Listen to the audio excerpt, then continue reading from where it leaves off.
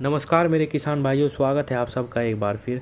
किसान साथियों, आज की इस वीडियो में हम बात करेंगे गन्ने में लगने वाले ब्लैक स्मट यानी काले कंडवे रोग के बारे में। ये हमारी फसल में क्यों लगता है, कौन कौन सी दवाएं हैं जिनका इस्तेमाल करके हम अपनी फसल में लाभ पा सकते हैं इस बीमारी में, और बुआई से पहले कौन कौन से ऐसे कार्य हैं जिनको हमें करना चाहिए जिससे हमारे खेत में ये बिल्कुल भी ना फैले। क्योंकि किसान भाइयों, ये एक फफूंद जनित बीमारी है जो हवा से, मिट्टी से, बीज से भी फैलती है। इसीलिए अगर बुआई से पहले ही हम थोड़े से उपाय कर लें तो ये हमारी फसल में बिल्कुल भी नहीं आएगी। लेकिन अगर ये हमारी फसल में आ जाती है तो इसको हटाना बहुत मुश्किल है। किसान भाइयों, कौन से ऐसे उपाय हैं जो हम बिना दवाई के कर सकें जिससे हमारा पैसा भी बच जाए और इस रोग से हम पूर्ण रूप से अपनी फसल को निजात दिला सकें। किसान साथियों, गन्ने में ब्लैक स्मट, खासकर 0238 जो प्रजाति है, इसमें पिछले 2 वर्षों से ब्लैक स्मट का बहुत प्रकोप रहा।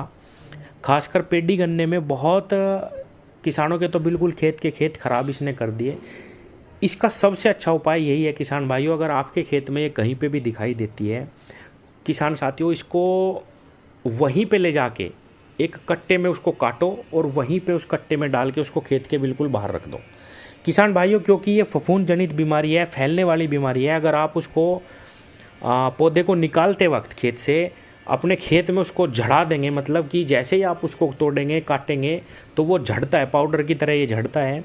जहाँ पे भी ये गिरेगा वहीं पे पौधों को प्रभावित करेगा। इसीलिए इसका सबसे अच्छा उपाय तो यही, अगर आपके खेत में ये 5% 10% है तो आप उसको मैनुअली निकलवा दीजिए दवाई करने के बजाय। किसान साथियों, ये देखा गया है कि इस पर कोई भी दवाई प्रभावी ढंग से कार्य नहीं करती। वैसे हम इसमें कोई भी फंजीसाइड इस्तेमाल कर सकते हैं। थाइफोनेट मिथाइल के बहुत अच्छे रिजल्ट इस पर देखे गए हैं। आप इस फंजीसाइड का इस्तेमाल कर सकते हैं। कॉपर ऑक्सीक्लोराइड का आप इस्तेमाल कर सकते हैं। कार्बेंडाजिम मैनकोजेब का आप इस्तेमाल कर सकते हैं। लेकिन जैसा कि मैंने बताया, बहुत प्रभावी ढंग से दवाइयाँ इस पे काम नहीं करती। आपके खेत में अगर 5% 10% ये है तो आप इसको मैनुअली निकाल दीजिए। निकालते वक्त सावधानी जो मैंने बताई वो रखनी है। आप इसको एक बोरा लीजिए, वहीं का वहीं खेत में काटिए, वहीं का वहीं बोरी में डालिए और खेत से बाहर कर दीजिए किसान भाइयों, वरना ये पूरे के पूरे खेत में फैल जाएगा। किसान भाइयों, क्योंकि ये फफूंद जनित बीमारी है, इससे बचने के लिए अगर हम थोड़ी सी सावधानी पहले कर पाएँ, जैसे बुआई के समय पे हम हमेशा बीजों को कार्बेंडाजिम मैनकोजेब की जो दवाई आती है फंगस की, आप उसमें इसको ट्रीट करके बोइए तो निश्चित रूप से इस बीमारी से बचा जा सकता है।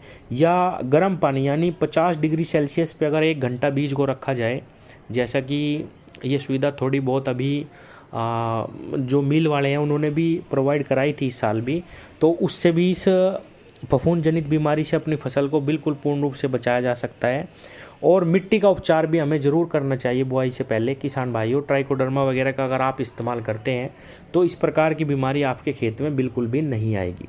ये है बुआई से पहले के उपाय। और दूसरा उपाय ये है, अगर आपके खेत में ये आ चुका है 5-10% तो आप उसको मैनुअली निकाल के बाहर कर दीजिए।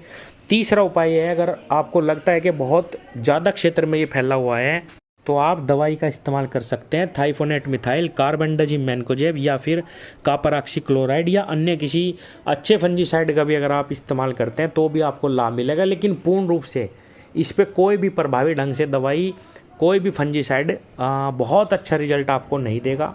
तो बहुत ज़्यादा इसमें दवाओं का प्रयोग ना करते हुए आप इसको मैनुअली ही अपने खेत से निकलवाइए। धन्यवाद।